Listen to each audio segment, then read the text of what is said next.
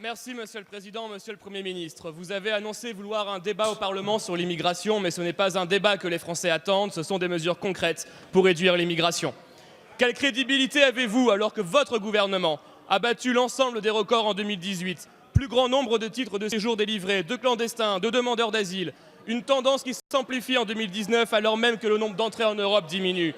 Quelle crédibilité avez-vous lorsque votre majorité instaure une véritable prime à l'illégalité en régularisant plus de 50 000 sans-papiers, en ne limitant pas l'aide médicale d'État et en rejetant, il y a 15 jours, notre amendement visant à supprimer les réductions dans les transports publics pour les clandestins? Quelle crédibilité avez-vous quand vous laissez le système d'asile paralysé par des demandes issues de pays sûrs sans visa, comme l'Albanie ou la Géorgie, quand 60% des demandeurs d'asile en France ont déjà été déboutés d'une demande similaire ailleurs en Europe, et quand vous laissez le choix entre asile ou clandestinité, ne reconduisant pas dans leur pays 90% des déboutés qui squattent des places en centre d'accueil, forçant les autres demandeurs d'asile à dormir dans des campements sauvages aux mains des passeurs. Votre proposition de quota d'immigration ne concerne que l'immigration économique, soit 13% des arrivées légales, oubliant les autres portes d'entrée, en particulier l'immigration familiale. Il n'y a pas de droit de l'homme à émigrer dans le pays de son choix. C'est aux Français de décider qui entre et qui réside en France, et c'est donc à leurs représentants de voter des plafonds annuels d'immigration. La réalité, c'est que nos capacités d'intégration sont dépassées, puisque vous êtes incapables de limiter les entrées. Depuis 2 ans, les Républicains font des propositions concrètes pour réduire l'immigration. Interdire la régularisation des étrangers entrés illégalement, conditionner l'accès aux prestations sociales à 3 années de cotisation, limiter le regroupement familial en augmentant le plafond de ressources, supprimer le droit du sol pour les immigrés illégaux, déterminer l'aide au développement au retour des sans-papiers dans leur pays d'origine. Monsieur le Premier ministre, êtes-vous prêt à enfin écouter votre opposition et à appliquer ces mesures de bon sens pour finalement réduire l'immigration en France? Je vous remercie. La parole, s'il vous plaît. Un peu de calme. La parole est à Monsieur Christophe Castaner, ministre de l'Intérieur. Monsieur le Président, Mesdames, Messieurs les députés, Monsieur le député Pierre-Henri Dumont.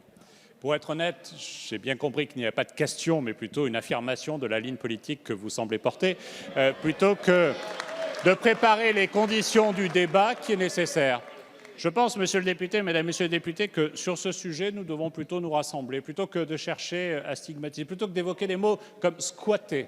Je peux vous dire, Monsieur le député, que quel que soit le statut juridique de celles et ceux qui sont en France et qui passent de la rue et qui vont dans les places d'hébergement que nous leur proposons, utiliser le mot « squat » n'est pas tout à fait digne. Mais il n'empêche, Monsieur le député, que nous devons à la place être à la hauteur de notre honneur pour accueillir ceux qui doivent être protégés. Et je pense en particulier à ceux qui demandent le statut de réfugiés. Vous l'avez dit, Monsieur le député, l'année dernière, 122 000 personnes sont venues en France et ont demandé à ce que la protection soit mise en œuvre. Nous devons, et c'est l'honneur de notre pays, c'est l'honneur de l'action politique, étudier chaque cas pour vérifier qu'il doit être ou pas protégé dans le cadre du statut de régime de réfugié. Mais au-delà, Monsieur le député, il est important que nous soyons plus rapides, et nous le faisons. Et l'objectif à 6 mois est un objectif que je garde et que je me fixe pour la fin de cette année, pour que nous atteignions cela. Ça n'est pas le cas. Vous avez évoqué certaines nationalités, Monsieur le député, je pense aux Géorgiens. Actuellement, c'est 441 jours pour examiner le dossier. Ça n'est pas acceptable. Et nous devons, sur ce sujet, progresser parce que c'est un pays sûr.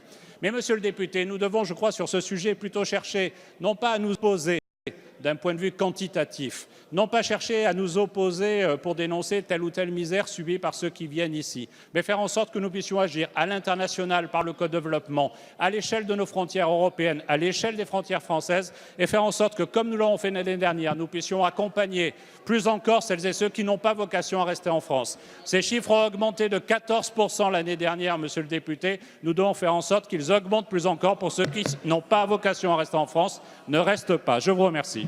Merci, Monsieur.